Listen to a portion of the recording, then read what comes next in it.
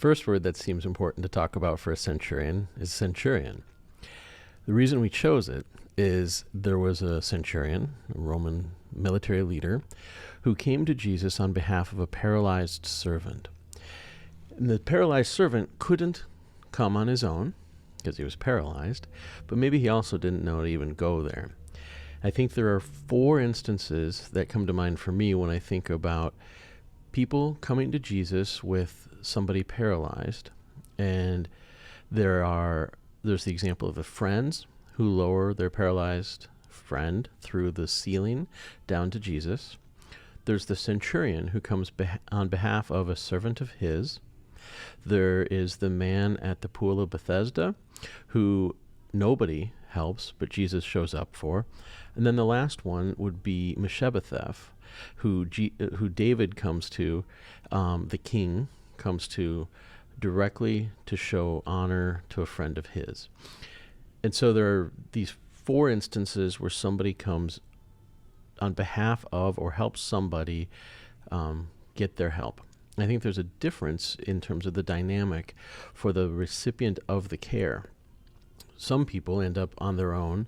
Some people, there is a direct intervention. And so the Mephibosheth and the Bethesda stories could have parallels. But there's a difference between the centurion and the friends. And so when we think about the centurion, and that centurion is the employer, and our focus really has to do with business leaders and people who have an authority position. They've been smacked awake by the realities of heavy is the head that wears the crown. And they know what it is to lay in bed aware that their decisions will affect families. And there's a certain luxury to being an employee that employee doesn't have to face the same burdens. And when you do face those burdens, and when you do think about what's best for the people who follow you, there's a piercing that happens. So in the case of this centurion, he goes to Jesus and says, "You don't even have to come." Jesus' first response is, "Let's go see him. I'll take care of that."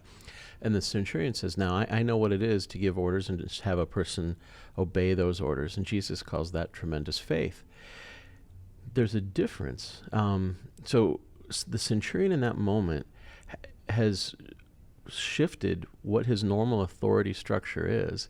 He isn't looking to Rome, nor is he relying on his own power. He's going to say, "I'm willing to lay down my authority, to submit it, to seek yours, and I'm going to ask you, Jesus, to address this person."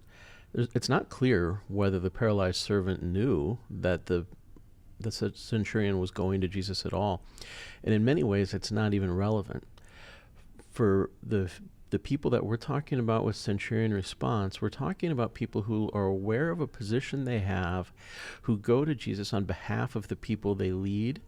And it's not an agenda that is about the person so much as it is an agenda that is about the sense of obligation that the centurion has to seek the best options for the people that follow them, or for whom they feel a sense of responsibility.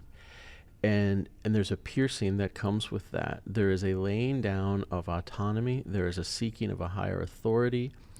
And in so many ways, I think a lot of times when people are employed, they get familiar with the idea of a transactional relationship. But a centurion understands that they have a responsibility beyond the transaction, that maybe the person with whom they have the relationship, the employee, doesn't even really, they don't really have to be aware of. And it's not dissimilar from a parenting role. And I don't mean that people who are employees are children. What I mean is that there's an obligation that a centurion recognizes that says, I need to do the right thing because that's how I fulfill my role. And I want to create a circumstance and a situation that gives the people who follow me the best chance to experience blessing and wellness. And it's the same thing as how we would create circumstances for our children or for people we love. Whether or not they see it and ask for it and have been engaged in a transaction, it's incumbent upon the centurion to go to the Lord on behalf of the one who follows them. That's the first word for when we're talking about what's critical for Centurion response. And I think a lot unpacks from there.